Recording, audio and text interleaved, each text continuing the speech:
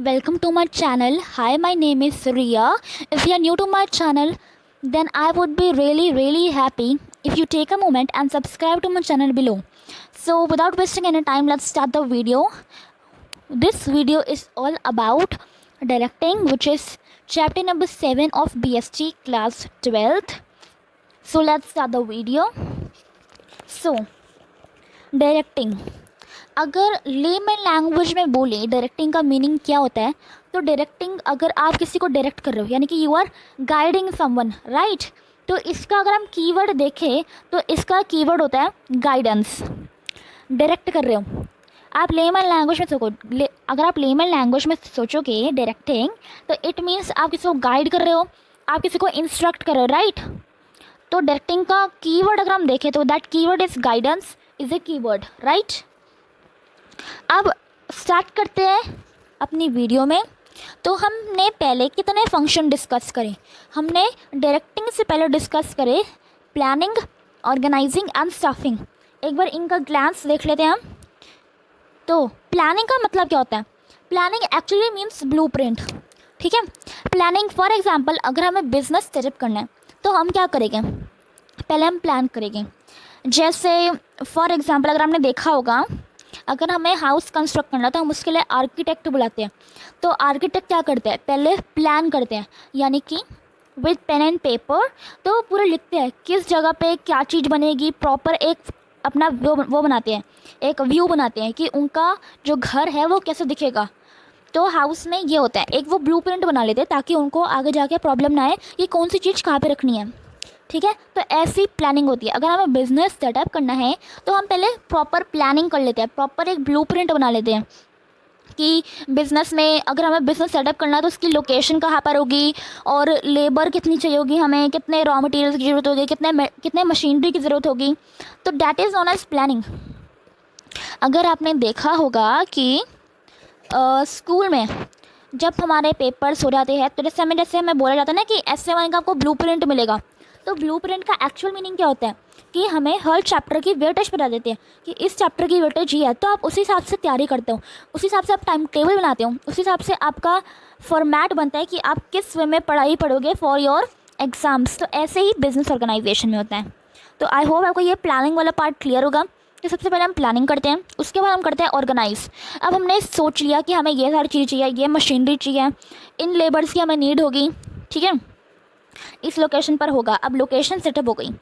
अब हम क्या करते हैं, डिपार्टमेंट्स बनाते हैं। अब बिज़नेस है तो बिज़नेस में अलग अलग डिपार्टमेंट्स बनेगी, उसके लिए हमें चीज़ें चाहिए होती है, डेस्क, टेबल, चेयर, ये सारी जो नेसेसरी थिंग्स होती है, अलग अलग डिपार्टमेंट्स की जरूरत होती है। जैसे हमने बोल दिया मार्केटिंग डिपार्टमेंट, प्रोडक्शन डिपार्टमेंट, ठीक है, ऐसे सेल्स डिपार्टमेंट। तो वो अलग अलग डिपार्टमेंट्स हमें बनानी पड़ती है। तो एक्शन ना इसमें हुआ, इसमें हमने सोचा, इसमें हमने जो सोचा उसको सेटअप करा, एक जगह सेटअप करी। इसमें हमें क्या चाहिए होता है, इसमें हमें सिर्फ मटेरियल की नीड होती है। ऑर्गेनाइजिंग में हमें मटेरियल की डिवीजन करते हैं हम। इसमें हम डिपार्टमेंट्स बनाते हैं, डिवाइड करते हैं वर्क को अलग अलग पार्ट्स में, अलग अलग डिपार्टमेंट्स में। तो इसमें हमें क्या चीज़ चाहिए होती है, ऑर्गेनाइजिंग में मटेरियल की नीड चाहिए होती है, ठीक है। और उसके बाद हम क्या करते हैं, स्टाफिंग। हमने प्लान कर लिया, चीज़ों को सेटअप कर लिया अच्छे से, तो हम क्या करते हैं, स्टाफिंग। स्टाफिंग में एक्चुअली हम क्या करते हैं, अब हमने सेटअप कर लिया तो अब हम क्या करते हैं, लोगों को अपॉइंट करते हैं, हम मैन जनरेट करते हैं। क्या जनरेट करते हैं, मैन जनरेट, ठीक है। इसमें हम लोगों को अपॉइंट करते हैं। तो हमने देखा ना, right person for right job, तो हम स्टाफिंग में ये करते हैं।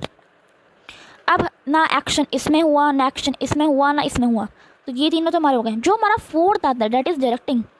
इसमें हम क्या करते हैं, इसमें हम एक्शन करते हैं। एक्शन इस टाइम पर होता है, इस फंक्शन ऑफ मैनेजमेंट में अब हम एक्शन में आते हैं। अब हम काम करना शुरू करते हैं। तो डायरेक्टिंग में काम करना शुरू करते हैं, और डायरेक्टिंग में जो डायरेक्टर है यानी कि जो मैनेजर है वो बताता है कि कैसे करना है वर्क, ठीक है। तो इसमें हम ये देखते हैं, इसमें वो ऑर्डर देता है, हमें गाइड करता है। तो directing is actually done by the director, तो दैट इज़ मैनेजर।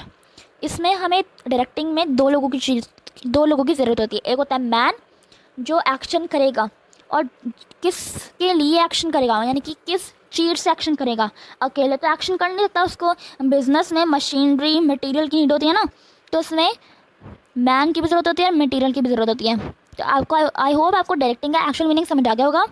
जैसे हम पहले प्लान करते हैं, फिर हम ऑर्गेनाइज करते हैं, अलग अलग डिपार्टमेंट्स बनाते हैं, फिर हम स्टाफिंग में लोगों को अपॉइंट करते हैं। डायरेक्टिंग में हम क्या करते हैं, उनको एक्शन होता है, उस टाइम क्या होता है, एक्शन होता है, उस समय एक्शन स्टार्ट होता है।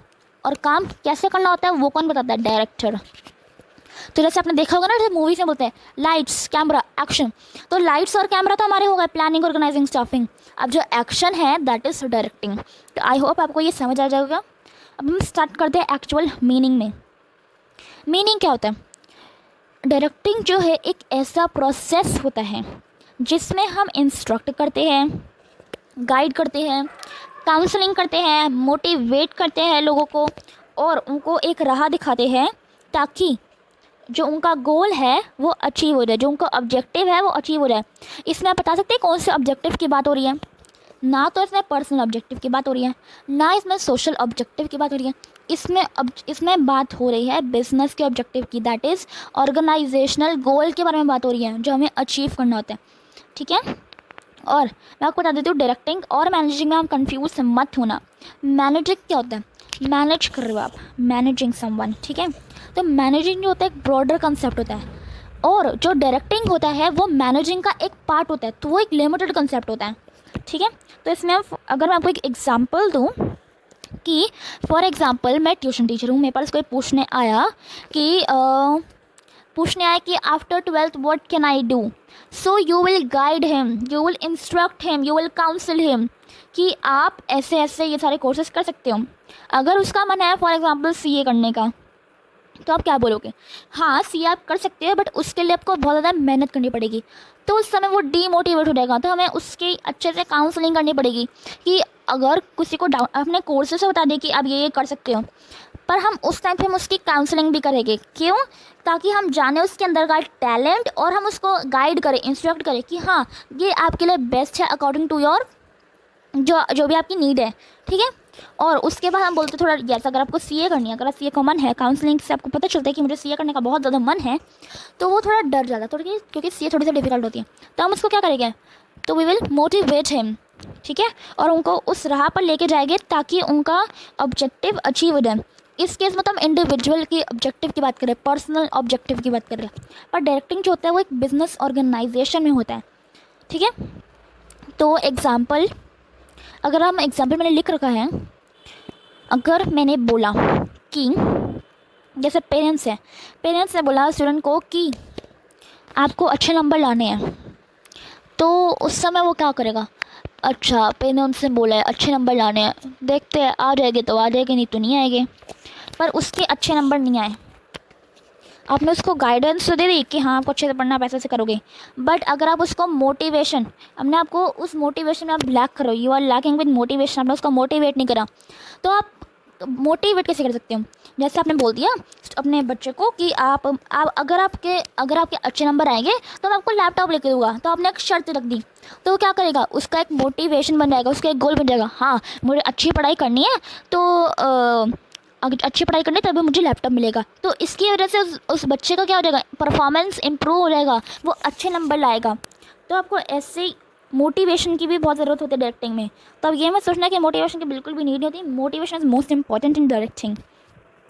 तो हाँ, अगर मैं आपको एक और एग्जांपल बताऊँ, जैसे अगर आपको न्यू हाउस कंस्ट्रक्ट करना है, तो आप क्या करोगे, जो लेबर कॉन्ट्रैक्टर्स होते हैं, क्या होते हैं लेबर कॉन्ट्रैक्टर्स, जो ठेकेदार होते हैं, वो उनके जो अंदर जो उनके वर्कर्स होते हैं, तो वो उनको गाइड करेगा। जब तक वो उनको गाइड नहीं करता वैसे बैठे रहते हैं कि उनको पता ही नहीं होता क्या करना। तो जो ठेकेदार होता है उनका काम क्या होता है, गाइड करना, ताकि वो अपना वर्क करे।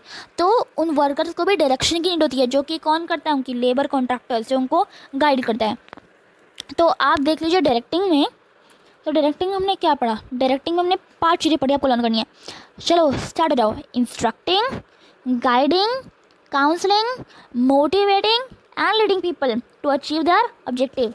ओके लर्न, दोबारा से रिपीट करो।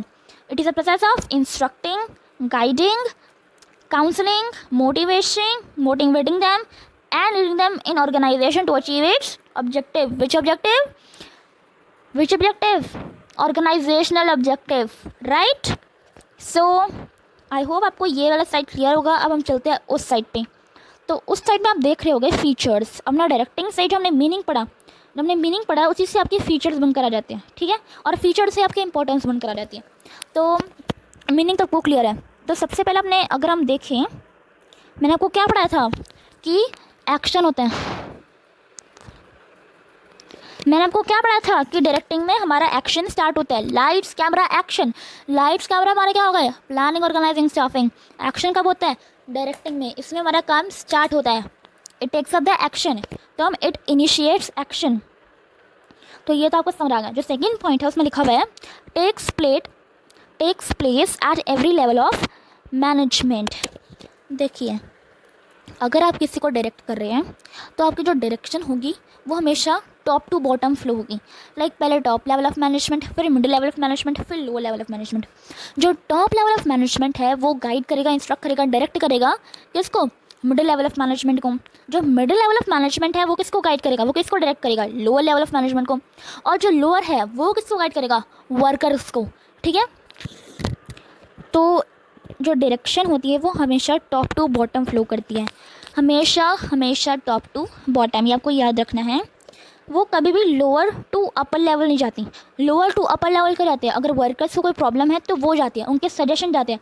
लेकिन जो डायरेक्शन होती है वो हमेशा सुपीरियर टू इट्स सबऑर्डिनेट्स होती है।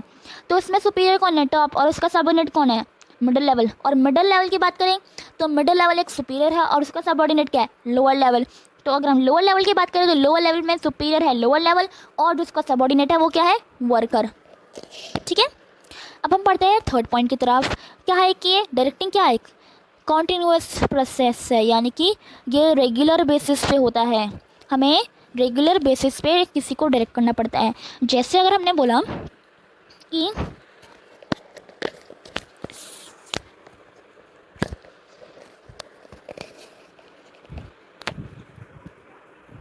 हाँ, तो जैसे अगर हमें बोला ट्यूशन टीचर की बात करें, मैंने आपको एग्जांपल में दे रखा है ट्यूशन टीचर का। तो ट्यूशन टीचर क्या है, अगर कोई बच्चों के पास पढ़ने आता है तो हम उसको कोई क्वेश्चन समझ नहीं आया तो हम क्या करते हैं, उसको क्वेश्चन समझ नहीं आया एक बार तो हम छोड़ देते हैं उसको पढ़ाना, उसको एक बार पढ़ा के छोड़ देते हैं, नहीं, हम उसको दोबारा रिवाइज करवाते हैं, दोबारा पढ़ाते हैं ताकि उसके दिमाग में वो बात बैठ जाए। हम उसको अच्छे से गाइडेंस देते हैं, उनकी प्रॉब्लम, वो हमें प्रॉब्लम बताते हैं और हम उनकी प्रॉब्लम को सॉल्व करते हैं, ठीक है। ऐसे ही आपने देखा होगा हमारे पेरेंट्स, ट्यूशन टीचर, हमारे स्कूल टीचर, या और जॉब में जाएगा तो हमारे बॉस जो हमें हमेशा डायरेक्शन देते रहते हैं कि आपको आपका काम ऐसे करना चाहिए, तभी आपका जो गोल है वो अचीव हो पाएगा, ठीक है। और मैंने आपको सेकेंड पॉइंट में बता ही दिया था कि it takes place at every level of management. तो मैंने आपको क्या बताया था, top, middle, lower and then workers. Fourth point मैंने आपको क्या बताया, flow from top to bottom. तो टॉप से लेकर बॉटम जाती है तो वो उसमें डायरेक्शन देते हैं। अगर वो बॉटम टू टॉप जा रहे हैं तो उनके क्या होते हैं, सिर्फ सजेशन ही दे पाते हैं, वो अपने प्रॉब्लम डिस्कस करते हैं, सजेशन बताते हैं, ठीक है। तो ये हो गया आपके फीचर। तो फीचर में हमने टोटल कितने पॉइंट्स पढ़े हैं, 4 पॉइंट्स। जल्दी से रन कर लो। पहला पॉइंट क्या था, इट इनिशिएट्स एक्शन। दूसरा पॉइंट क्या था, takes place at every level of management. उस हमने क्या पढ़ा था, top, middle, lower and then workers. Third हमने क्या पढ़ा था, ये कॉन्टिन्यूस प्रोसेस होता है, रेगुलर बेसिस पे होता है ये। उसने ना कोई एग्जांपल दिया था ट्यूशन टीचर का। और डायरेक्शन हमने किसका, जैसे कौन कौन करते हैं, पेरेंट्स करते हैं। पहले जब हम छोटा होता तो हमें पेरेंट्स हमें गाइड करते हैं, पेरेंट्स हमें गाइडेंस देते हैं। उसके बाद हम थोड़े बड़े होते तो हमारी ट्यूशन टीचर हमें गाइडेंस देती हैं, फिर हमारी स्कूल टीचर हमें गाइडेंस देती है, और जब हमारी जॉब लग जाती है तब हमें कौन गाइडेंस देते हैं, हमारे बॉस, ठीक है। और फोर्थ पॉइंट में मैंने क्या बताया था आपको, flow from top to bottom. हमेशा याद रखना, जो डायरेक्शन होती है वो हमेशा टॉप टू बॉटम ही होती है। बॉटम टू टॉप होती है तो क्या होता है, वो सिर्फ अपने सजेशन, अपने प्रॉब्लम ही बताते हैं।